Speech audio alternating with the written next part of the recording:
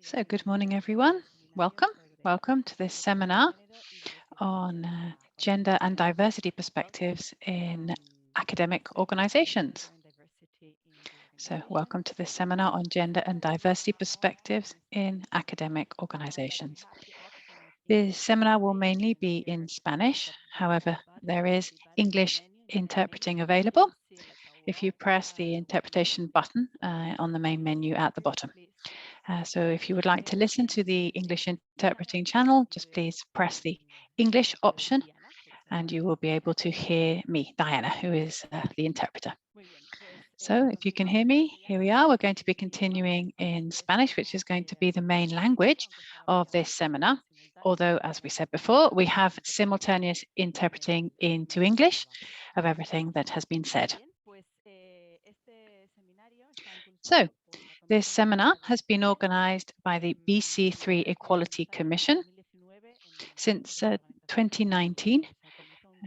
In BC3, there was an analysis process which culminated in an action plan for gender and diversity and also the Equality Commission.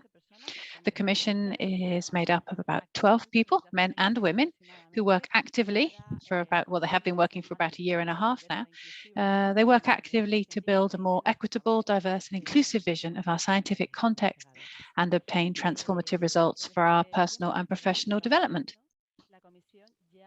So over the last year and a half, the Commission has already achieved a number of different outcomes, including a protocol against harassment within BC3, a manifesto for equality, and also a commitment to supporting problems linked to gender and diversity. And we talk about both gender and diversity in order to emphasize our intersectional outlook on the different equalities to which we're exposed.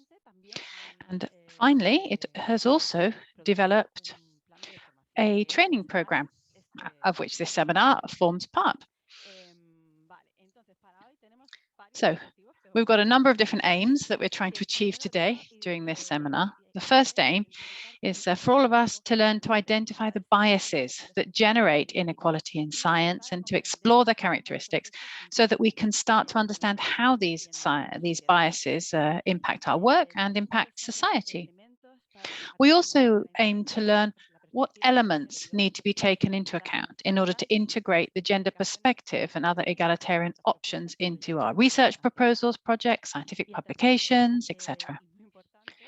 And then also, and this is very important, we need to learn to communicate with an equal outlook, promoting inclusion and incorporating the intersectional gender perspective into our written and audiovisual communications, and also in the events that we manage and we organize.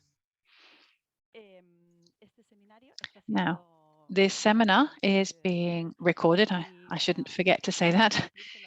But in order to comply with the Spanish Data Protection Act, all participants, you can't switch your videos on, and you won't be able to switch your microphones on either. That's to ensure compliance with the Data Protection Act.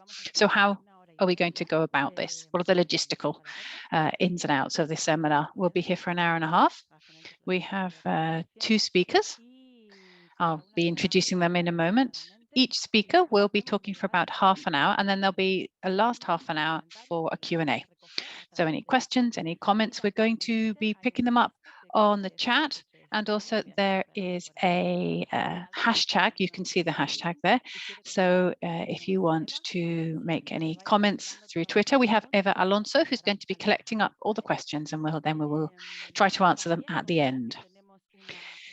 And we have we're going to be keeping a graphic record of this seminar. Irache is her name, and she comes from Muxote Potolobat. And that we're going to get to see this sort of graphic record of the seminar right at the end.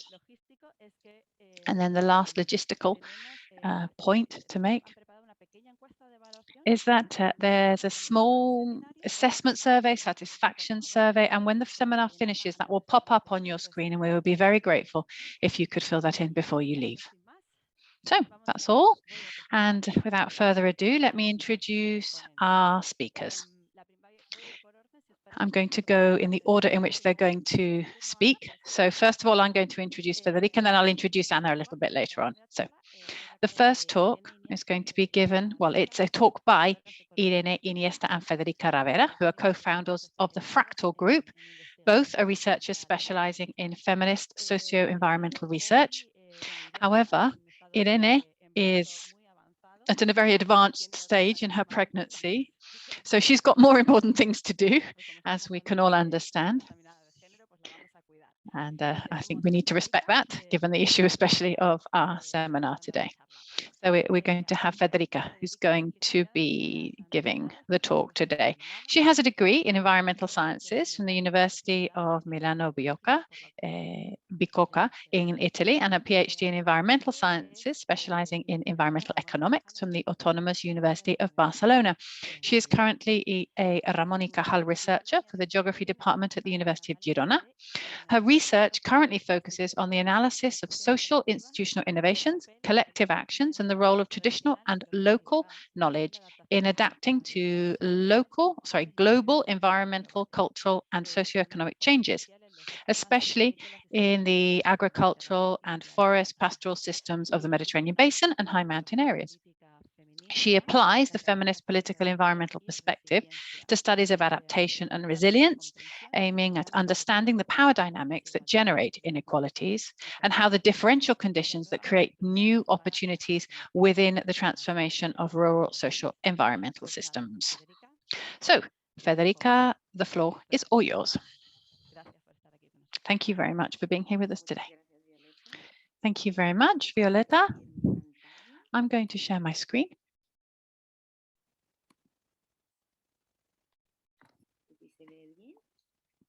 Okay, I hope you can see it okay. Yeah, we can see it fine, no problem. Well, first of all, thank you all for being here.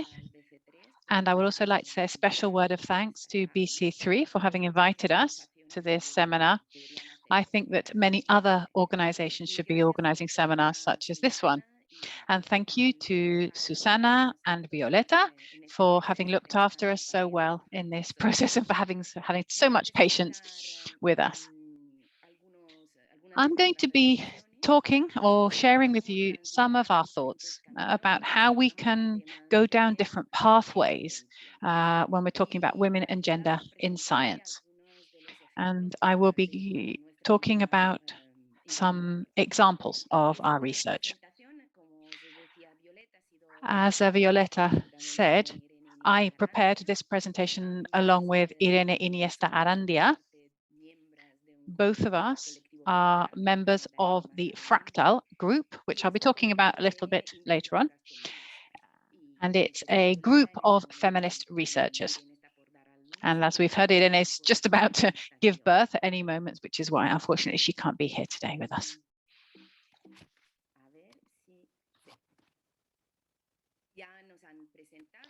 So we've been introduced already. So let's talk now about our aims. What are we trying to do today? The aim of this talk is inspired in a metaphor by Sarah Ahmed about the different pathways we walk down.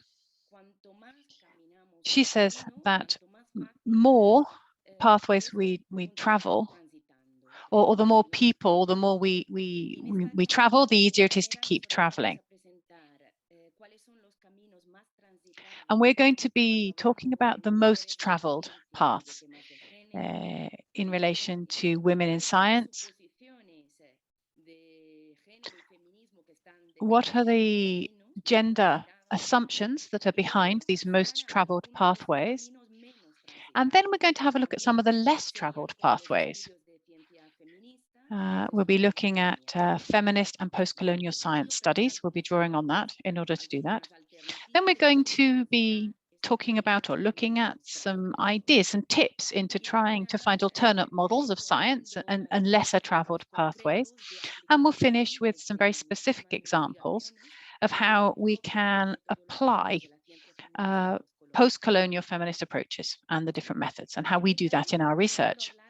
So let's talk first of all about the more traveled past and the most used metaphors when we're talking about women in sciences and we're talking about gender and science in general. Now, I'm sure many of you will be familiar with this metaphor, the pipeline metaphor. Now, this is talking about the pathway along which most women will travel in science. So I'm sure you've seen it on the left-hand side. You can see the pipeline, which is broken because it's leaking. You can see the little drips that are dripping out of it, and they're the academic women, the female academics who leave the system.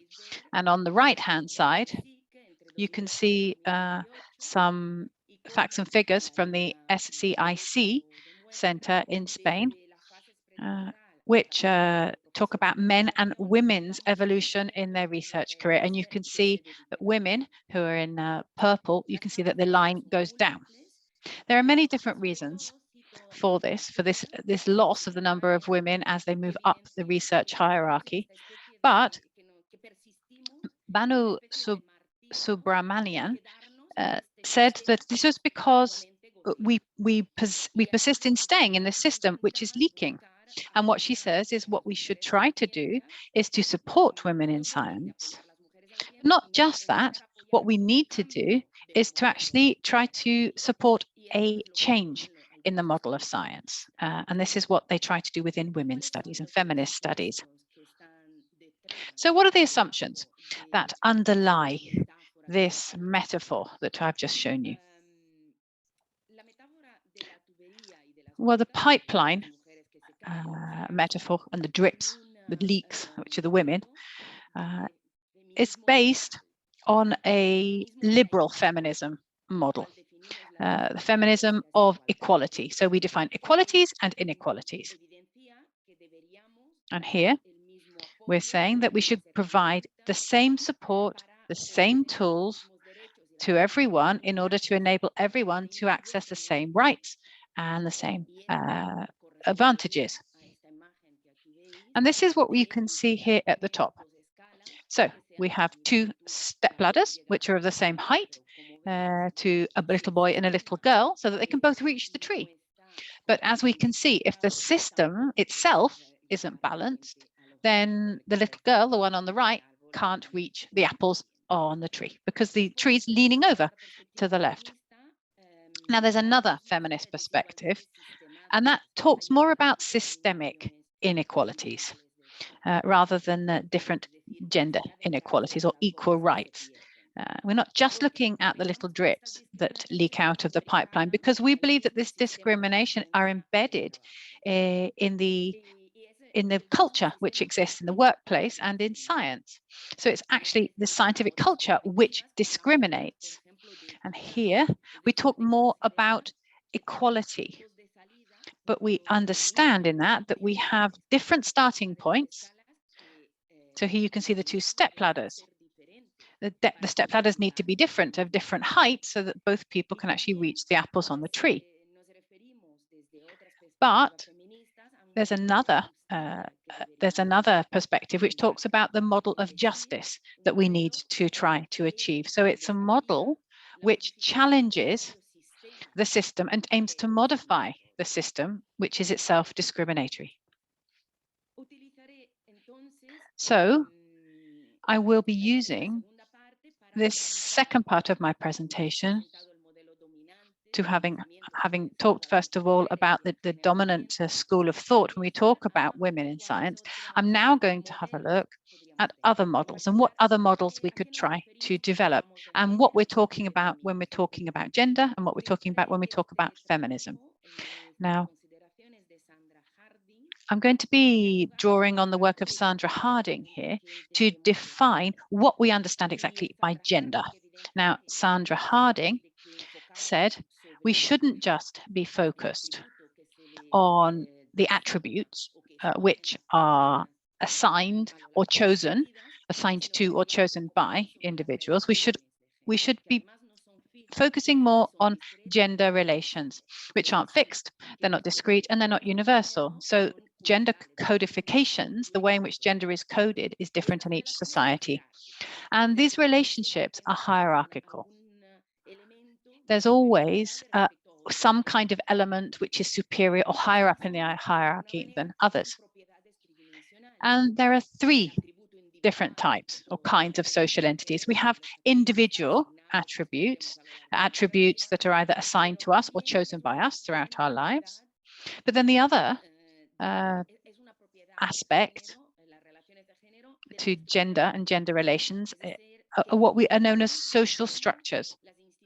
So it depends, gender relations will depend on how widely and rigidly the social structures institutionalize divisions of labor.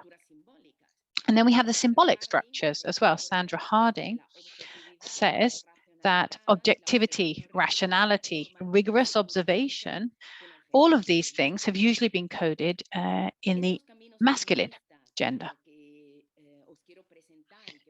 So these different feminist outlooks, which could provide alternatives and alternative pathways to women scientists, they understand gender in this three-dimensional way, trying to see how gender relations and gender discrimination exist within the system of science itself and its social structure and its symbolic structure. And of course, this opens up a whole range of different possibilities of how to actually do science and practice science from a different perspective. I'd also like to highlight the existence of other types of feminism, and there are some other things that we need to mention here. Now, we have Ruha Benjamin, who says that when we talk about gender, and she's applying this to racial oppression, but we could talk about it from many different perspectives, as the idea of gender as a binomial, which is not just men, women, but different genders or other different possible axes of oppression, race, language, class, and all of these intersect as well. And she says that when we're talking about gender, it's not enough to just be aware of the intention behind everything. We must take all the different domains of oppression into account. The oppression exercised by structural social structures and symbolic structures. And in our case, this permeates the construction of knowledge and the way in which science is practiced. And she says that it's important to do that because otherwise we will just find solutions and initiatives which are just cosmetic changes. For example, just makeup, really. It's just something that hides no real change at all. It's not enough to just make sure that there is a quota of X number of women in science. It's not just to have flexible timetables to enable work-life balance. We need to define what is creating this oppression. Maybe it's the academic structure as it is designed at the moment. Now, other things that we should think about are the following. Now, from feminist scholarship, according to feminist scholarship, the construction of knowledge is based on a kind of a binary relationship, and they're false binaries. Now, they're hierarchical as well. So there are some elements which are socially considered to be higher in the hierarchy. For example, culture, reason, production, for example. And they oppress other elements which are considered socially to be inferior. So reason is deemed to be superior to the body and emotions. Male is considered to be superior to female. Scientific knowledge, universal scientific knowledge, is considered superior in the construction of knowledge in comparison to local knowledge or indigenous knowledge or traditional knowledge, for example. So feminism, or this type of feminism, based on feminist scholarship, works to break away from this dichotomy and to break these binaries in the construction of knowledge, which means that we need to include multiple voices, include emotions. We need to include not just individual dimensions, but others, collective dimensions, for example, include indigenous knowledge, and local knowledge. And I will talk a little bit later about these issues again. So, in light of all of this, I would now like to talk a little bit about other possible paths that are less traveled in science, based on feminist and post-colonial science studies. Now, I'm going to quote Banu Subramanian as well. She is a professor of gender and sexuality. She works at the University of Massachusetts. She also originally trained as a plant evolutionary biologist. And in one of her papers, she talks about the different branches that should be included in feminist studies. And first of all, she says we need to look about what it means to be a woman in science and all the literature of women in science, which are not particularly well regarded within feminist work. She also says that we need other studies which will provide a feminist critique of science. For example, we need to take into account reproduction and other tasks or other work that women usually carry out. She says we also need to have a look at how we gender images and we gender language to make sure that we don't have sexist language and sexist images. We need to challenge a production-based idea of science. So, for example, the idea of the superwoman scientist who can do everything. And also, she says we need to talk about many possible types of knowledge, many types of epistemologies that should be included in the construction of knowledge in order to create a new culture of science. Now, other ideas comes from post-colonial feminism. And here again, I'm quoting Sandra Harding, because she found that many Western feminist studies only rarely see the social relations of colonialism and imperialism of having anything to do with women's experiences of Western scientific and technological work. She also found that in the construction of knowledge,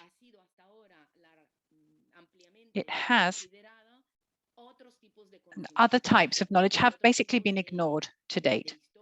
Other types of stories, other types of histories, for example, indigenous knowledge.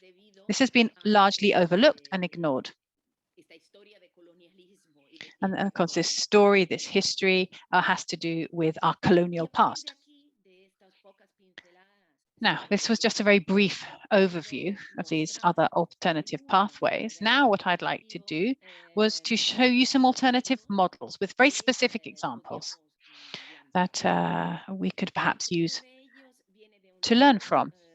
Many of them come from a book written by Catherine D'Ignacio and Lauren F. Klein, which is a book about how to cope and work with quantitative data. And they say, these two authors, that we need to respect 7 principles from the perspective of data feminism. We need to examine the power relations which exist in data collection and the interpretation of data. They say that we need to challenge these power relations and work towards justice. They say we need to elevate emotions and experiences and the embodiment to the same level as other data sources and information sources. They say we need to rethink binaries and hierarchies, using gender and its intersection with other possible categories which may be discriminated against. They say we need to embrace pluralism. So we need to synthesize multiple perspectives and give priority not just to scientific knowledge, but also to local and indigenous knowledge. We also need to consider the context. So data aren't neutral. They are the products of contextual situations, and they will depend a lot on where they were generated.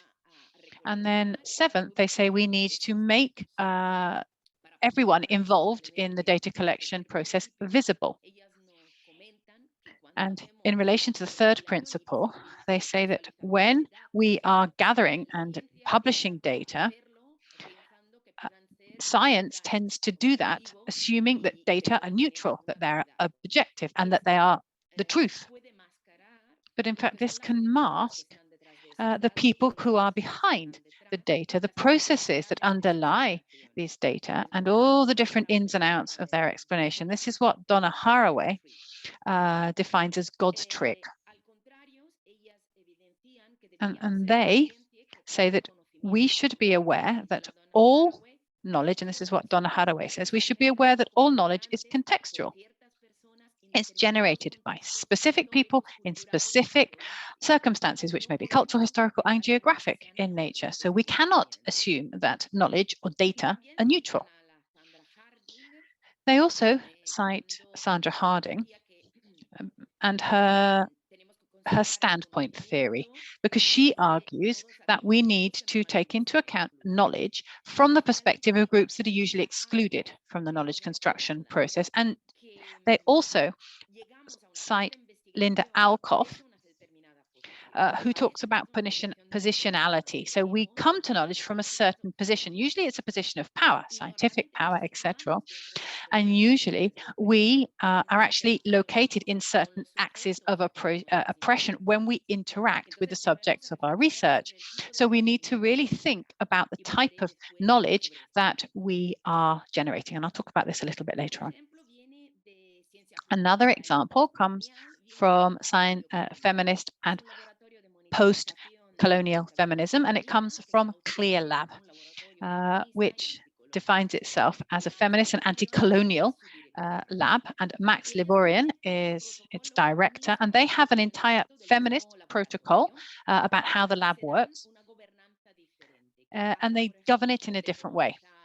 And the idea is to decolonialize their syllabuses, to establish very, very specific guidelines for in what order authors are cited to make that equal.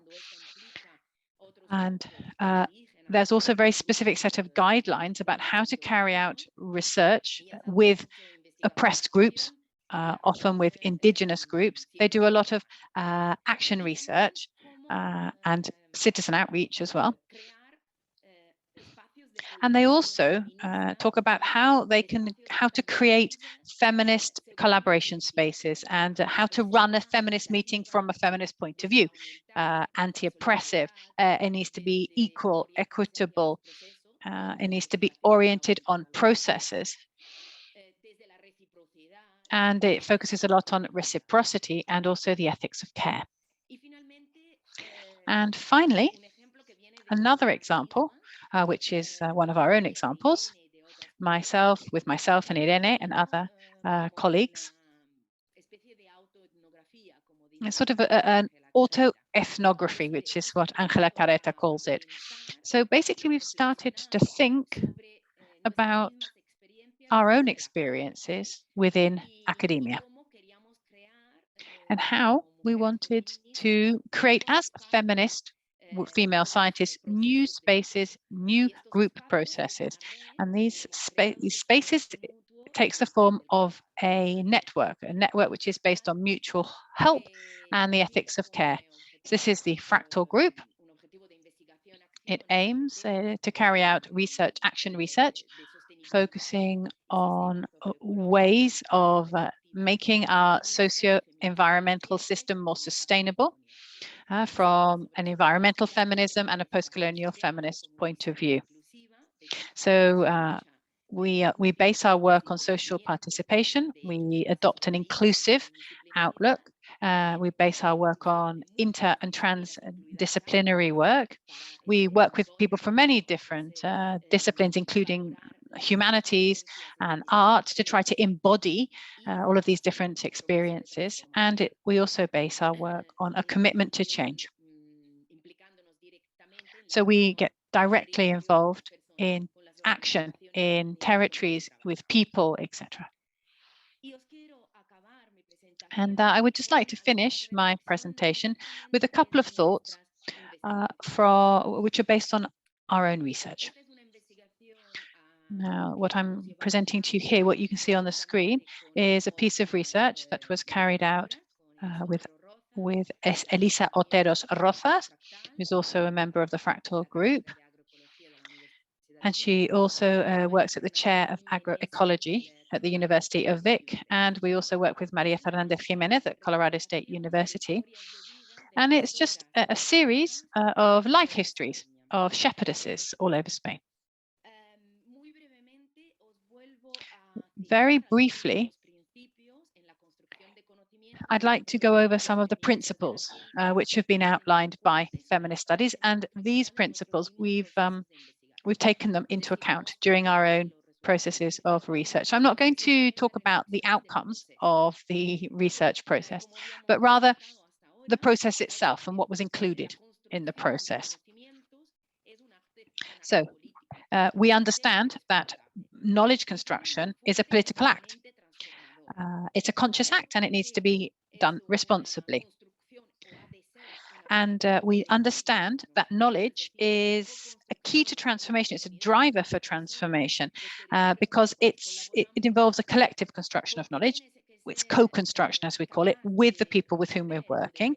It needs also to be aware and to try to break down the structural barriers, which are not just based on gender, but are also based on other axes of oppression, for example, origin, ethnicity, education, system, race, etc. And another key principle which makes us believe that knowledge construction can be really transformational.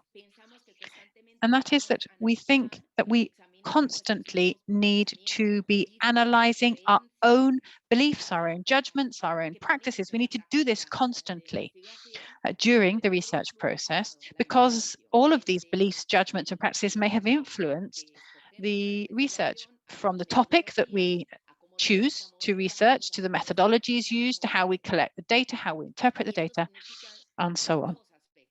Now, this involves two different elements. First of all, we need to be aware of the fact that that power dynamics exist between researchers and the subjects of the research, and that this is actually going to have an impact on our research. And it's also going to have an impact. These power dynamics will have an impact on how we access knowledge and how we circulate that knowledge.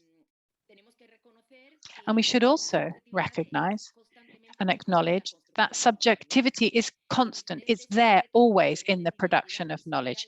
And we have the unconscious and the conscious thoughts and notions of individuals all play a part in the construction of knowledge. There are another two principles from feminist studies, which I've already talked about earlier, but we used and we included in our studies as well. And this is the principle of embodiment. That's the first one. This can help us on the path to a transformative type of research. So we invite ourselves as researchers to overcome this sort of false binary, which is a binary of oppression, this binary of rationality on the one hand and the body and experiences and emotions on the other. So we're challenging the positivist science-based knowledge production. So we include different disciplines such as humanities and art, which connect ourselves to our emotions and our bodies during our research activity. And then we also carry out activist research and decolonial anthropology, which leads us to work more with the body and our bodies. And then the final principle that we have taken into account in order to make sure that our research is transformative is the principle of reciprocity and the ethics of care between researchers, but also and especially between researchers and the people with whom we're working, with whom we are researching, with whom we have exchanges during the knowledge construction or knowledge generation process. And I'm going to give you some more examples of this when I talk about my own research. So what is our research focused on? Well, I'm going to just talk about some of the reflections, some of the thoughts that have come out of this piece of research, which focused on shepherdesses and their life histories in Spain. We carried it out all over Spain in collaboration with different associations, one of them in Catalonia. And we have had a working relationship with them for many, many years. Thanks to Elisa Oteres Rozas, and Maria Fernandez Jimenez has been working for years in the Aragon Pyrenees and other parts of the Pyrenees as well. And thanks to all their work, we've been able to come up with a series of reflections that I'm going to be sharing with you now. Federica, sorry, you're coming to the end of your allotted half an hour, so just please bear that in mind. What methods did we use? Well, we used life histories and participant observation with the women pastoralists. So we spent days and days with them, accompanying them during their day-to-day work. We've also organized encounters and meetings, online meetings, and also face-to-face meetings. Obviously, we've been using online meetings more over the last year and a half for obvious reasons. So what is a life history? What is a life history? It's a coherent and thoughtful interpretation of someone's life with some other documents as well. It also aims to achieve a subjective record, which will enable us to listen to the woman's experiences, etc. But it also aims to give women a central role, and also to give women a key role in the knowledge construction process. So I'm just going to finish my presentation with some ideas about some of the principles that we should all adhere to if we do actually want to move and forge new pathways or go down some of the less traveled pathways in science. And I'm going to illustrate these principles with some of our own reflections, the reflections that are based on our work with female shepherdesses in Spain. First of all, we've carried out an analysis of our own privileges, because most of us are highly educated women in a very secure financial situation with a huge access to information, much more so than the people with whom we work. We have different backgrounds. We have different political perspectives, different ages sometimes, especially in our group of three, the three authors of this work. And in fact, that has actually been reflected in the way we interpret the data. All of us have had to balance different roles, also different research aims and different rhythms and different paces. But despite that, we've tried to co-construct this knowledge, creating twofold spaces where we listen and learn. This is a piece of work that we carried out alongside with our participants to try to interpret the data after the initial interviews. We held a seminar to try to interpret the information and the data that we had gathered. We worked with situated ethnography, basically spending days and days with the shepherdesses to try to understand in our own bodies what their life was like, what their work was like in the fields, in the house, in their community. And we've also have a firm activist commitment, so a commitment to activism and a commitment to support. So we have been defending extensive agriculturalism and livestock farming in collaboration with veganism, etc.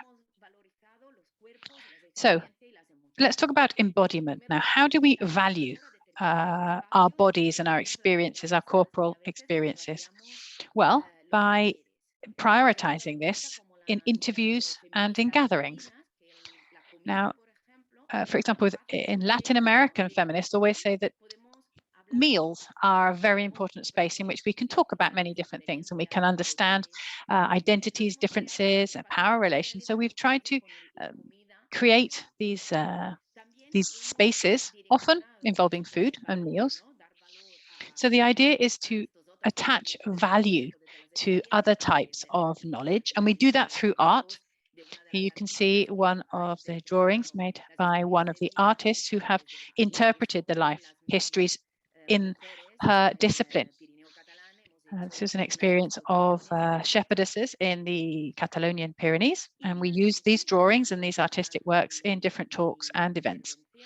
And really, just to finish, I'd like to mention how we've always tried to embody or to involve the value or the principle of reciprocity and the ethics of care into everything that we do. We've really had to look after the women with whom we are working. First of all, by giving them a space and giving legitimacy to everything that is personal in order to deconstruct the power relations, which are so evident in so much research. We shared our results with our participants. Sometimes they're actually involved in the interpretation of the data as well, but all the papers that we published in Spanish, we sent it to them.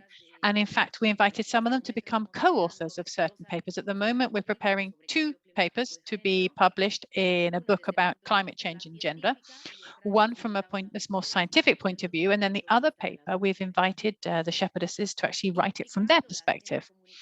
And we also involve them in the artistic communication of the results of the research project, because they have contributed through their own bodies, through their own emotions. And sometimes it's quite subtle, because sometimes we're talking about very delicate issues if we're talking about violence, for example, or fear.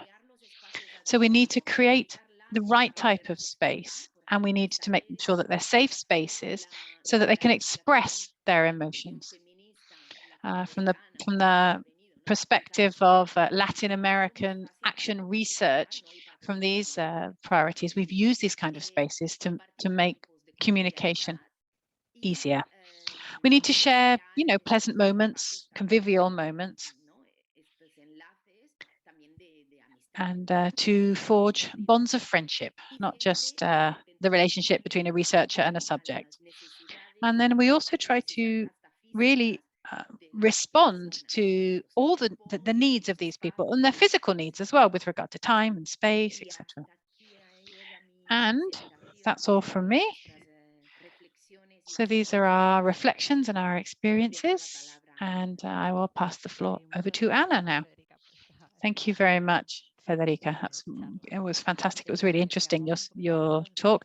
We are running a little late, so I will just pass the floor straight over to Anna so that we still have time to talk and have some questions. So we have Ana Galarraga Ayestaran, works as a scientific communicator at the Eluyar Foundation. She is a copywriter with the Eluyar magazine and a regular contributor to different media outlets, including the Basque television station ETB and the Basque radio station Euskadi Irratia. She also writes opinion pieces, gives talks, participates in conferences, and coordinates scientific communication events, such as the CAF Eluyar Awards. Thank you very much, Anna. The floor is yours. Thank you very much. Thank you very much for inviting me. Thank you very much, Federica. It was fantastic. It was a shame we didn't have more time to talk about it in more detail. Well, I'm going to try to make my presentation perhaps slightly shorter so that we have time for a Q&A. So I'm going to share my presentation, see if I can work out how to do that. So just bear with me for a moment. Aquí, no sé si lo veis. Sí. Can you see it? Yes. Well, I'm going to talk from a very practical point of view and to explain to you how we at Eluyar do things. Because after a very long process, we have actually managed to sum up some of the key points that we think are most important to communicate science with a feminist approach, or from a feminist approach. And I'm just going to try to sum that up and give you a brief outline of what we do and how we do it. When I had to, I don't know, write the title of this talk, I didn't really know wasn't quite sure how to express it. So what should I say? Communicating science from an equal approach, or an equal, and in the end I used a feminist approach because that's what we aspire to, at least. And now, after listening to Federica, I'm glad that I chose the term feminist approach.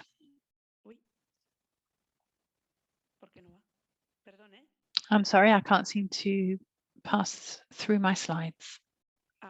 Here we go. So in El Uyar, we work in 4 main areas.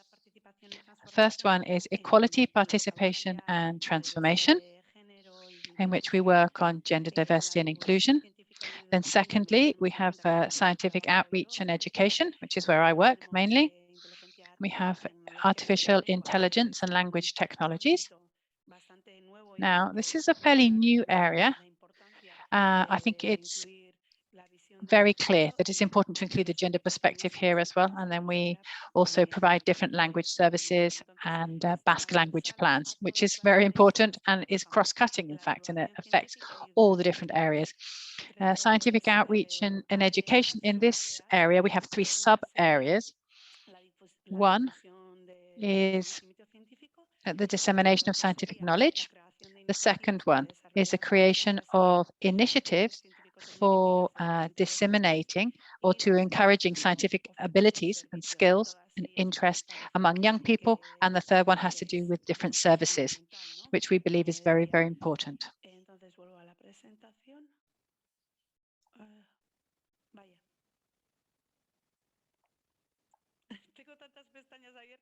I've got so many tabs open, I don't know where I am. Here I am. So here's just a bit of a spoiler for you, just to tell you the end, really, because we believe that science is power. And as such, we feminists cannot afford to sideline it. Now, this is a quote from Usuri Albizu Mallea, who is a mathematician. She specializes in ethnomathematics. And she was one of the people we interviewed in the section of our magazine, which is called Equiña, and which focuses on interviewing young female researchers. And I'll tell you a little bit later on why we have that particular section. Now, we believe that scientific communication is playing on a playing field that isn't really even, which is what we need to question. As Federica said, this is a reflection of reality in the world, and so discrimination on this playing field is intrinsic. We live in fluid or liquid times, or even gaseous times. The media are more democratic because we all have access to the media, but it's also clear that this democratization is embedded in a framework that is not particularly democratic and has been inherited from former times. So it's a relative democratization of the media. We have fake news to deal with, which are very powerful, and information comes from so many different places that we talk about infodemia. We also have the bubble channels.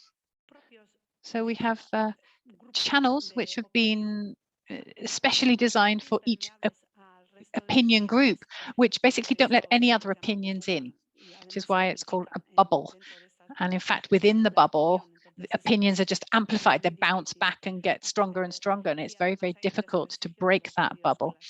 And the classic media have lost prestige. So this is the context in which we work today. And it's important to understand the context, of course, if we want to change anything. At El Uyar, we have come up with a very simple 10-point set of guidelines, or set of 10 guidelines, which we believe are the keys for equal communication, given the current rules of the game. So we need to give protagonism to women in all areas, detect stereotypes and try to revert roles, understand that women's issues are everyone's issues, they're universal issues. We need to provide or treat all genders in the same way. We don't mention kinship unless it's relevant. We don't always link moving issues and with women. We try not to victimize women. We are very, very careful when we're dealing with the relationship between men and women. In images, for example, it's often the text is quite careful, but then we have very hierarchical images. Still, they're used often because they come from image banks, which are already there. So they're just using images from another former time. When we say man, it's not generic. You can't say mankind. We have to use more generic terms.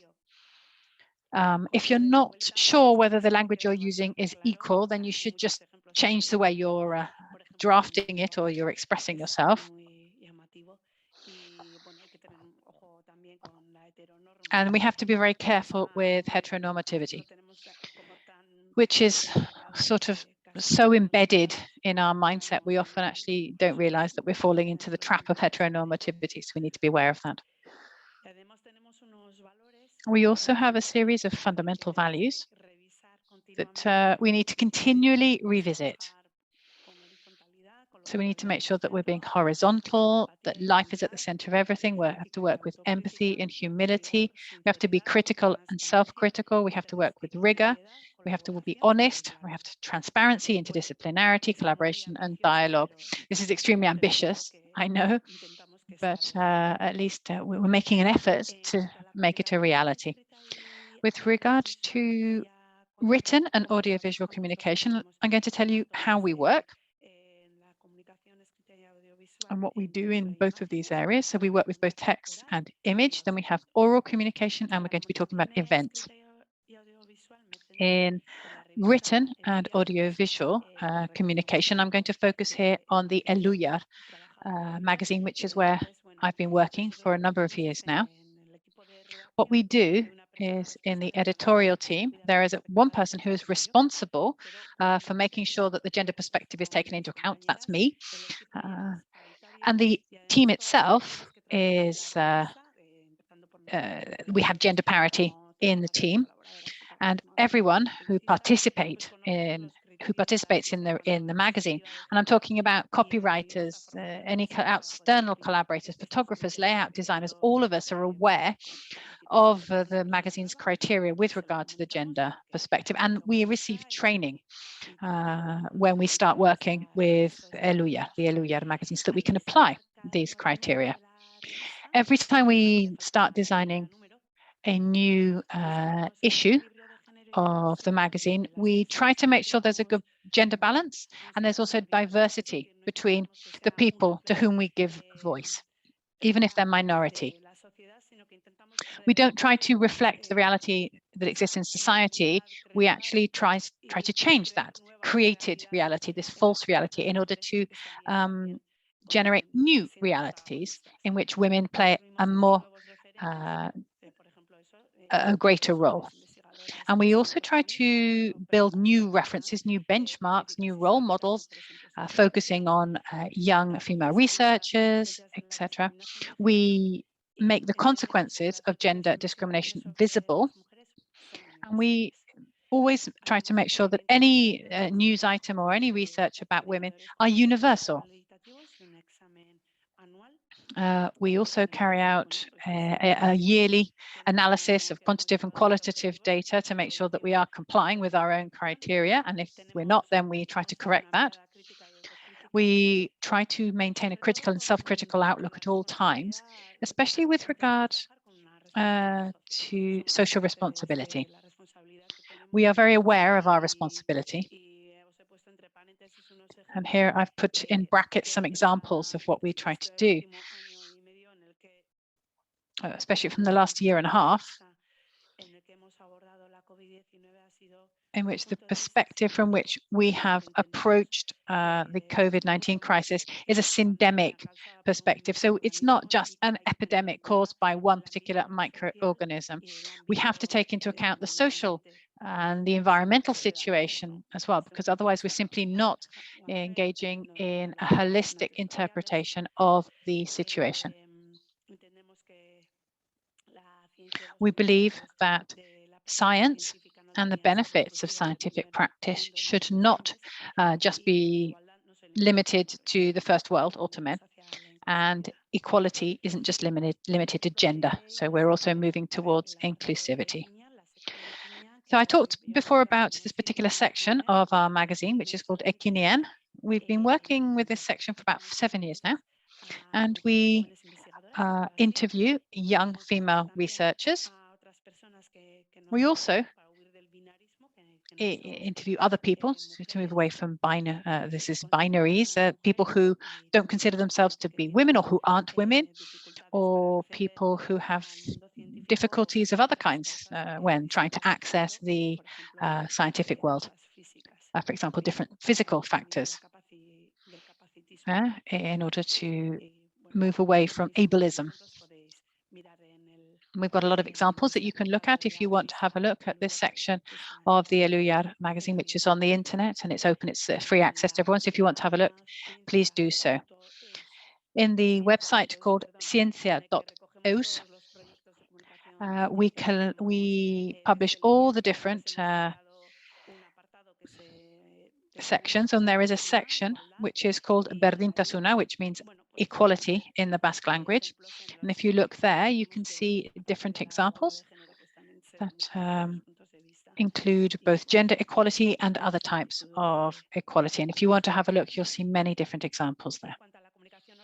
Now, in relation to oral communication and body language, we believe it's important to take into account the tone, your look, your gaze, your attitude, distance, listening, asking questions, getting people to participate,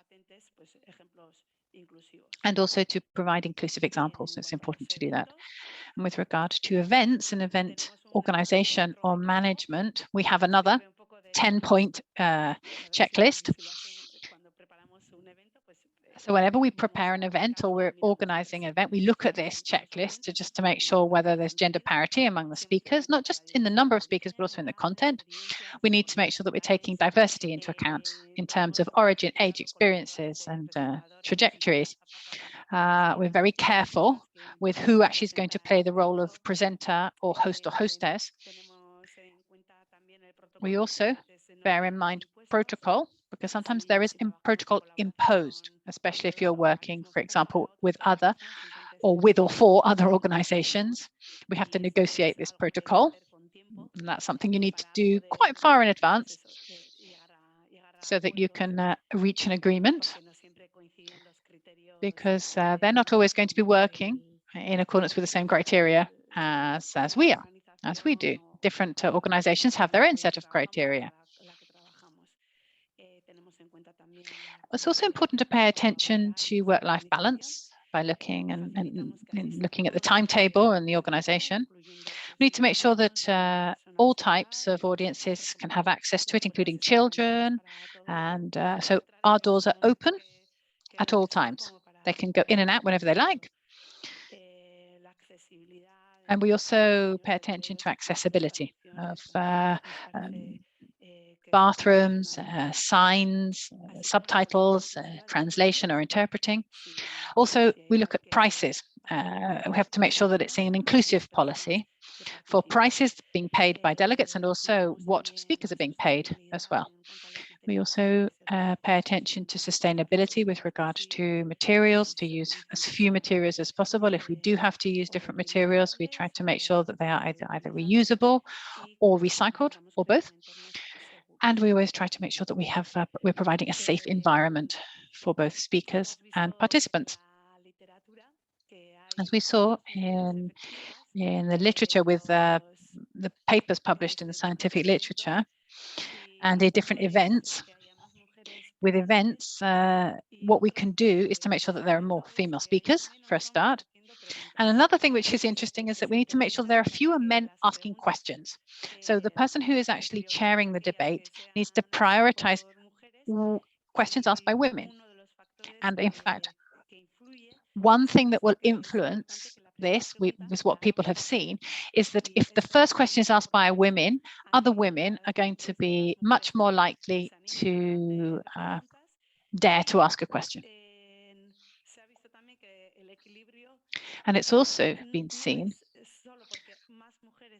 and it's not just a case of more women asking questions, it's the fact that men tend to keep their mouths shut. I mean, that might sound a bit rude, but in fact, you can read this scientific paper here and you can see what it says about that. So that was just very, very quickly what I wanted to share with you. But I'm very happy to give you a copy of this presentation. I don't know, put a link to it on the chat. Our colleagues at BC3 have a copy and they're more than welcome to disseminate it. So I know that I've spoken very, very quickly, but at least now we have time for a good long Q&A. So thank you very much to all of you. And now over to you. I'm going to stop sharing my screen now. Yep, that would be great. Okay. That was wonderful. These sort of 10-point checklists, they're so practical. It's great. Really useful.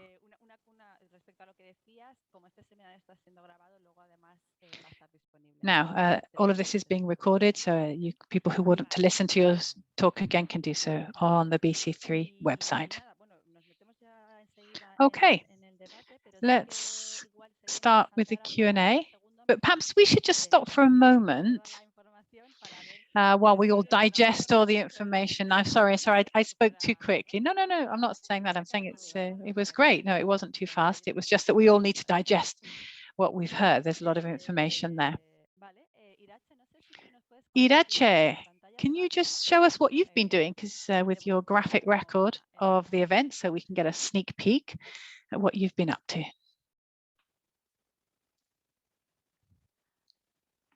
Luego al final lo comentaremos brevemente, pero now, I know Irache is going to just take us through it very briefly at the end, but we just get a little, sneak preview of what she's been up to. It's great. Now, we have some questions. So I'm going to start asking them. There's a question for Anna, first of all. So within academic institutions, how can we transmit the culture of inclusive language? This idea of how we talk, in our daily interactions. And then there's another question for Federica. There are two questions, and they're very interesting because they actually they have to do with what happens when you try to walk down this new pathway and this system that's still sort of, like the tree leaning to one side. How can you be one of the drops that's actually inside the pipeline? How can you do that when assessment criteria continue to reward productivity? And then in this pathway towards a new culture of science, what happens when we question the status quo? Especially if our oppressor considers us to be disruptive and just, sidelines us even more. Okay, I'll start if that's okay, because the first question was aimed at me. At Eluyar, what we do is we break up into small groups and we sort of work in a workshop type manner. And we always try to base our work on practical examples. So in this case, we were talking about oral communication. So we give practical examples of past or future events, and we get together in small groups and we listen to everybody's contributions. We listen to their doubts, and everyone has the right to respond and to state their point of view, and then we sort of share that feedback and we try to extract the most practical tips that come out of it. But of course, not all tips can be used equally by all people. We need to bear that in mind. And it will depend a lot on the context in which we work and the field in which we work. But I think the aim is, the idea really is to share experiences and to work from a very practical point of view, because this is when you actually see the real difficulties. If you just see them in abstract terms on paper, it's harder But you can read something, yeah, okay, fine, but this is what happened to me, and at that particular moment I didn't know how to respond. And you can hear that somebody else has gone through something very similar and came up with one solution. Somebody might have come up with another solution which will be equally effective. I think we can really learn a lot from practice, and that's how we work. It's important to organize spaces now so that to help with the communication. For example, one difficulty that we often come across is that the speakers, even though there's gender parity among the speakers, female speakers tend to have less experience and they tend to be younger. So they're not sort of assessed, or they're not viewed as being as important as the male speakers. So we have to make sure that they're at the same level. So by treating them in the same way, prioritizing them. And there are things you can do, but that's just one example of some of the difficulties that often come up and doubts that come up in the meetings. Thank you very much. I don't know if I answered your question. If you want me to say anything else, please just ask me. Right, well, I will try to answer Maria Victoria and Alex's questions. So first of all, I and many of my colleagues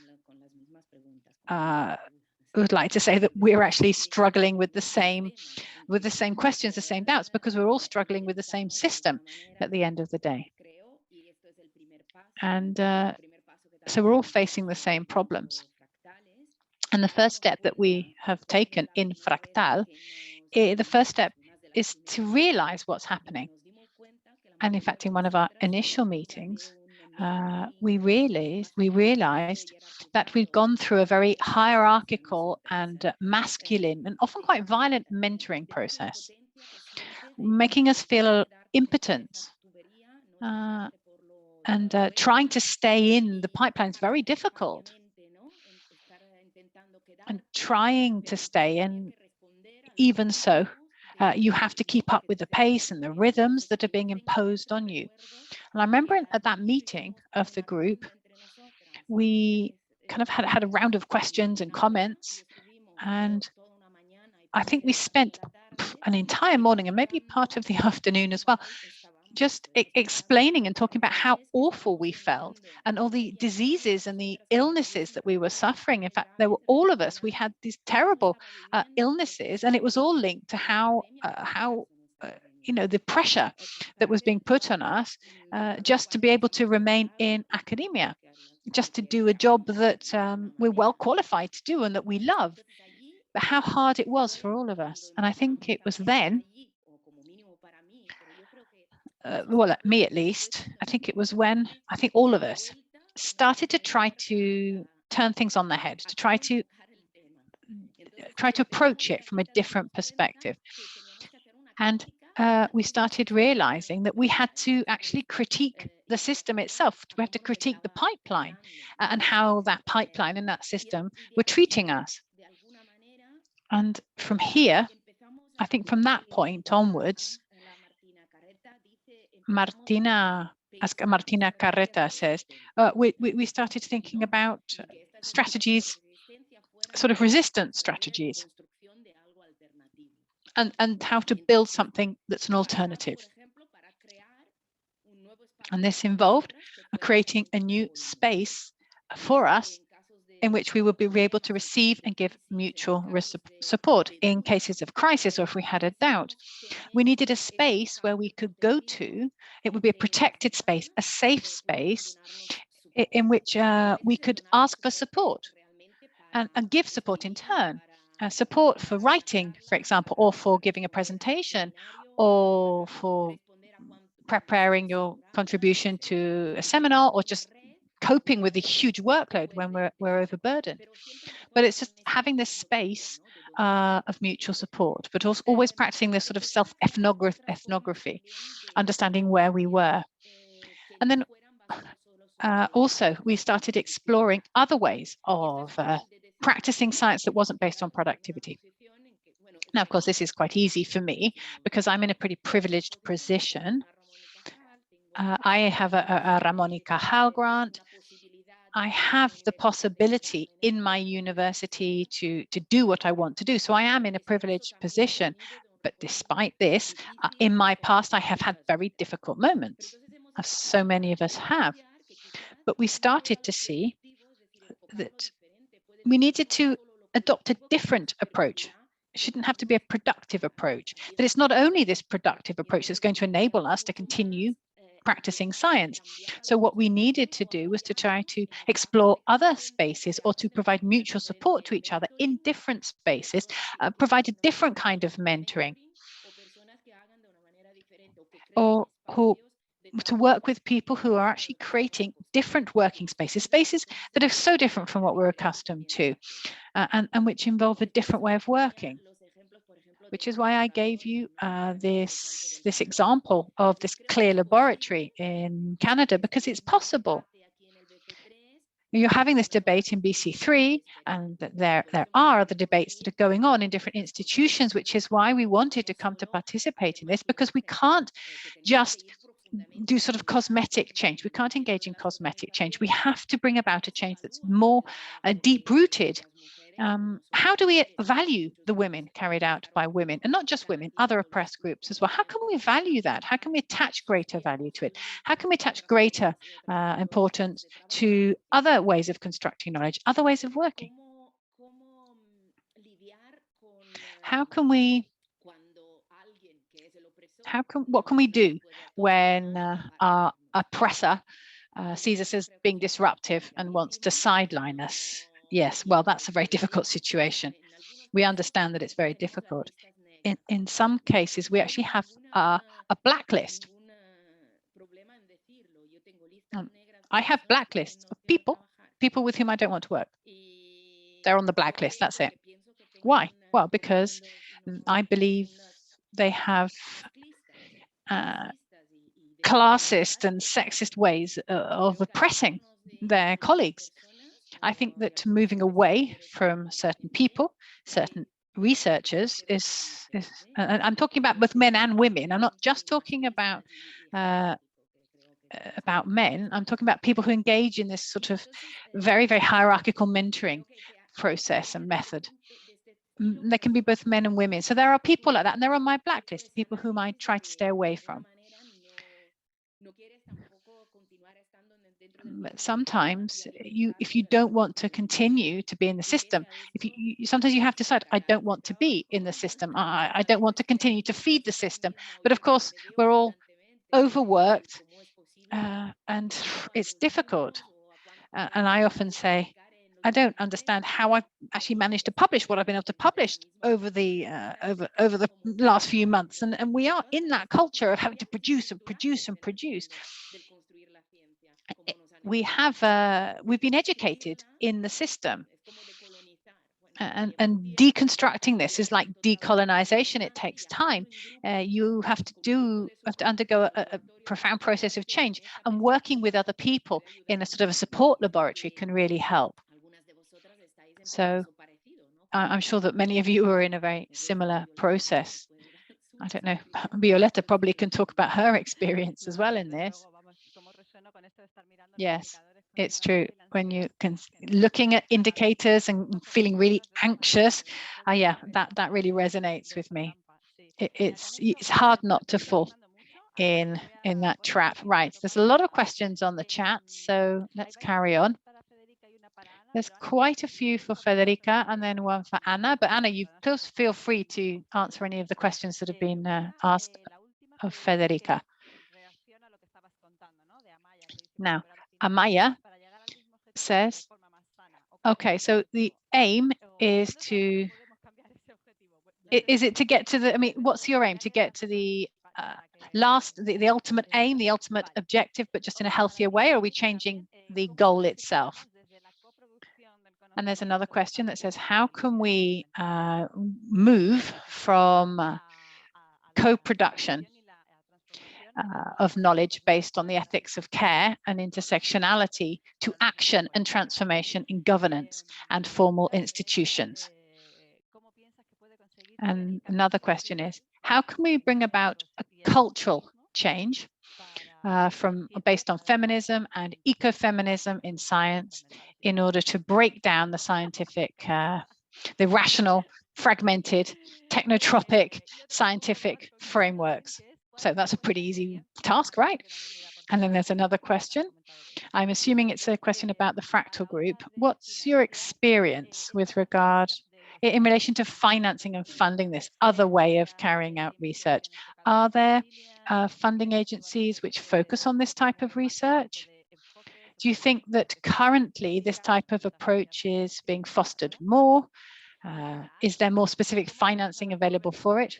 And for Anna, how can we encourage young people? How can we encourage young female speakers?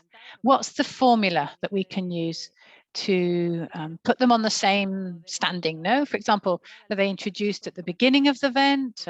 Should they be introduced in the middle of it? Or when should they speak? Should they be the first speaker, the middle speaker, the end speaker? I mean, what's the formula? Anna, shall I start? Yeah, because no problem. No, I'm really dying to hear what you're going to say in answer to these questions, and then I'll answer the last question afterwards. Right, I'll see if I can remember all of them. I've got some of them written down, but not all of them, I don't think. So first of all, to respond to Amaya's question, is it about changing the goal or just the same goal, but a more healthy way to get there? Well, I think both. I know that there are other goals that we should be pursuing.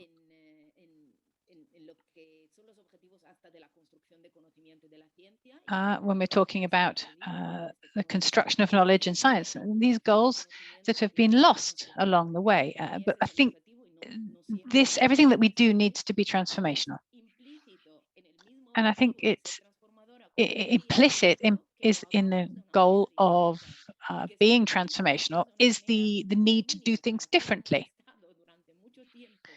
So especially for those of us who haven't been listened to, who have been ignored in this system. I'm not just talking about women, I'm not just talking about gender, I'm talking about indigenous knowledge, local knowledge, which have suffered multiple different forms of oppression. If I think of the shepherdesses with whom I've been working, they come from a rural environment in which culture is only deemed to exist in large cities and isn't deemed to exist in a rural environment. So I'm talking about rural women. So they're women working in a very masculine world, which is the rural world. And then, of course, livestock farming, which is even more masculine.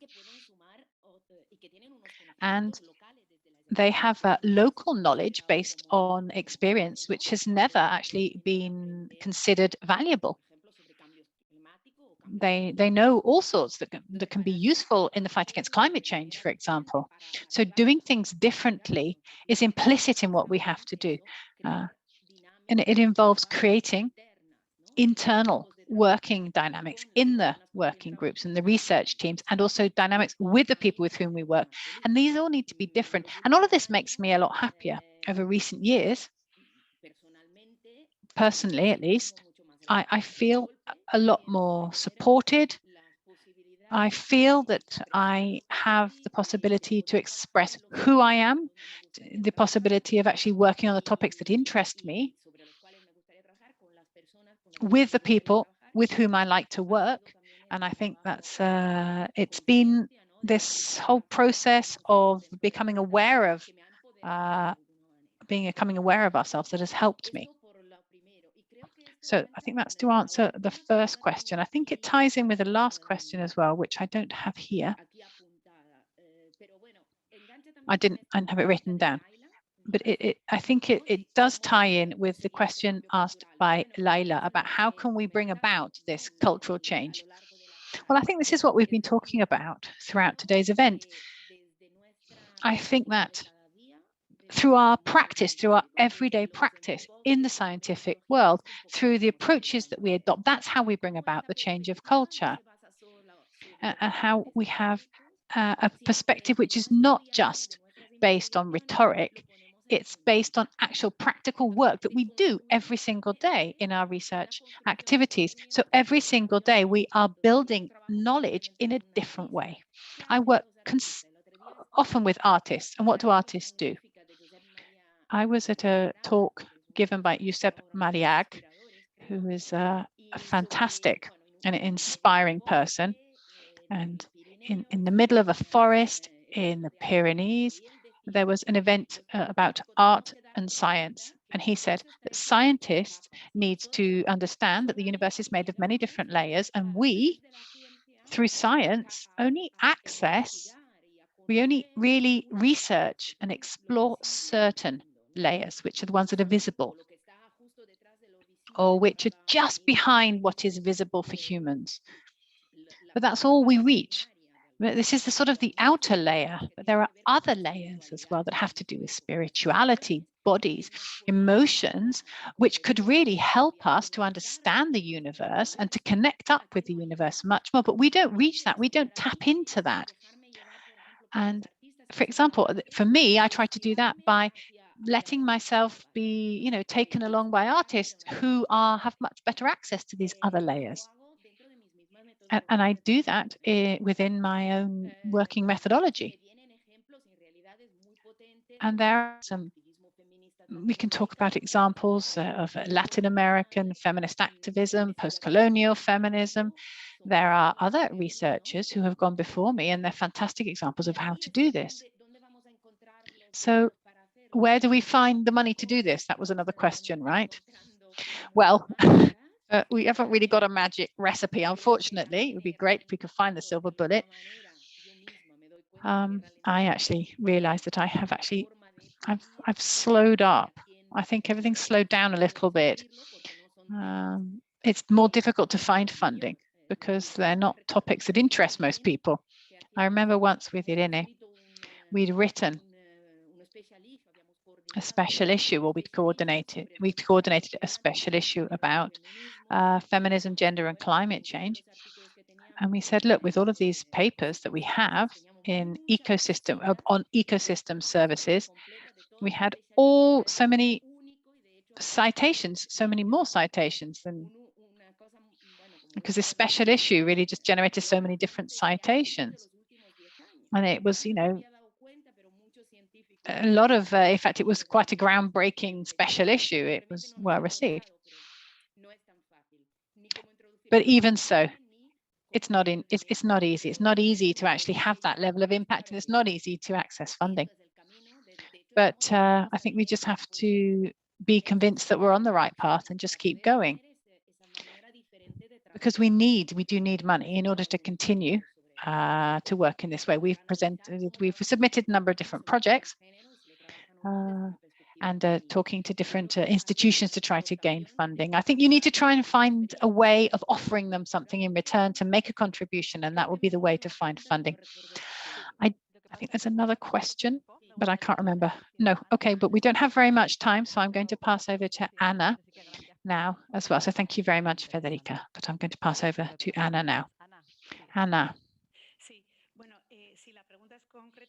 Yes, that's a very specific question, but the answer is not going to be that specific, I'm afraid. There's a lot of different ways of doing it. We're talking about how to involve or how to give priority or put young female speakers on an equal footing with male speakers in an event.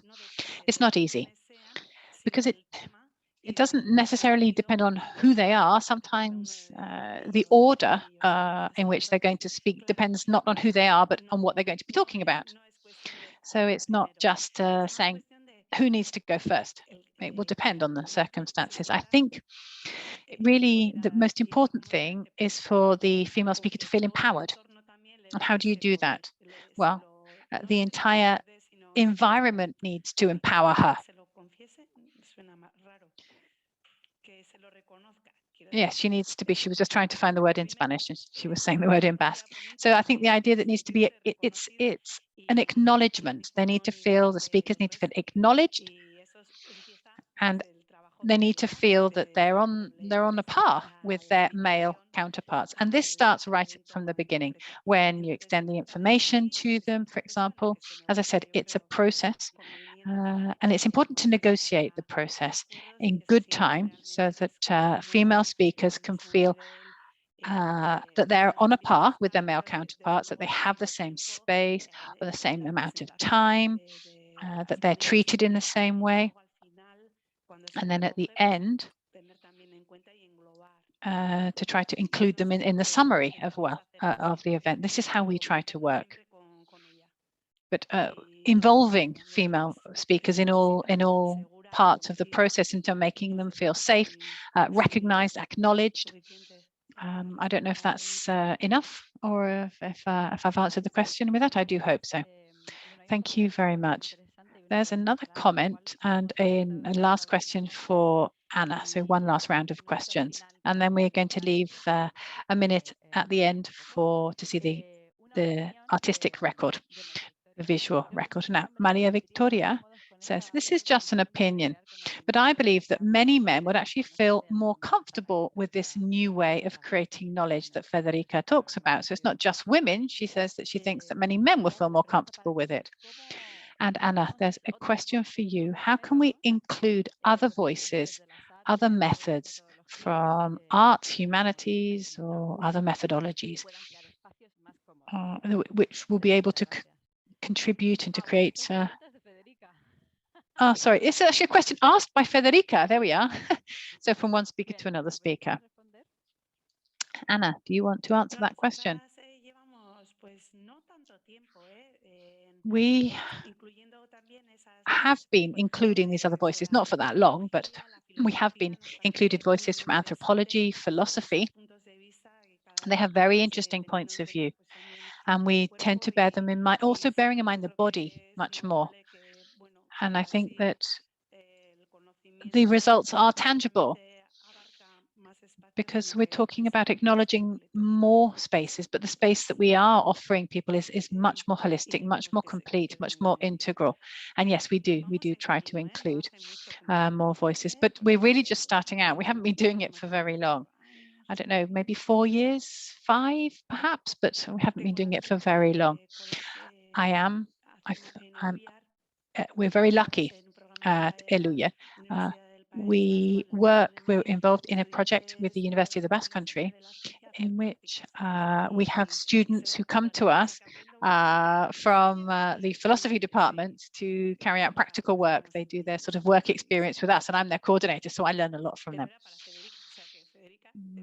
But I think the question was for Federica, but it was actually, I don't know if it was, no, I asked you the question. The question was from me, not for me.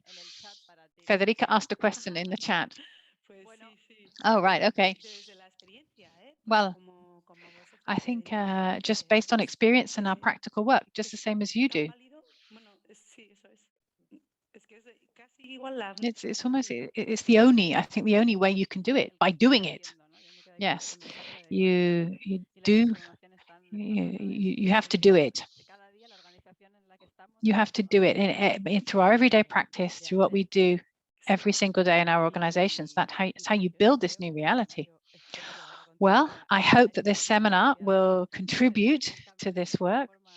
So thank you very much. And in fact, we have an artistic with us, we have an artist with us who's actually been compiling an artistic record of this event. It's fantastic. I don't know how they do it. I think it's amazing the work that they do. But I'll now pass over to Irache very, very quickly so she can give us a look at what she's been doing. Hello, everyone. I hope you can see it. Vale, perfecto. Bueno, pues wow, that's amazing. Well, first of all, thank you all very much. Thank you for the invitation. Thank you for, letting me be here with you this morning. It's been fantastic. Now, this is just a very, very quick summary. Now, we started with Federica, who talked about women in science and how they drip and they leak out of the pipeline. And I wanted to reflect what happens when these drops fall to the ground. And this is the effect that I tried to represent there. So this leak is actually coming about or generating other pathways, other ways of doing things, because we're leaking out of the system. So these drops are coming together to create new pathways, to make other people and other contexts visible, finding new inclusive ways of working. How we do this by being an activist and forming part of this new reality. And this drop is sort of opening up and connecting up to new voices. So the idea of connection is key here. And then we have to include communication of science from a feminist approach, which is very, very important. We start by talking about balance between gender and diversity, critical outlook. And Anna, you were talking about working together and working practically, including all voices, and making everyone visible in events, in the magazine, in the interviews that you hold. And basically, we all need to be doing it in our everyday work. And that's all from me. Thank you very much. That's fantastic. It's amazing. It's so beautiful. Thank you very, very much indeed, Irache. It's fantastic. Much, much better than a written document. So we're going to close now. Thank you to both our speakers. Thanks to this team of 10 organizers who have been doing a fantastic work. To Diana as well. I hope she's been able to keep up with all the with everyone in the interpreting channel. Thanks to all the participants as well for being here and staying to the bitter end. And thank you very much. And I hope we meet somewhere along these new pathways that we're going to be forging together. Thank you very much, BC3, and thank you, Anna. Thank you. Yeah, it's been lovely to meet all of you. And it's been a pleasure for me to be here this morning. Sorry, and please don't forget the survey, which will pop up as soon as we close the meeting. But please do remember to fill it in. Thank you very much. And it'll help us when we're planning future seminars.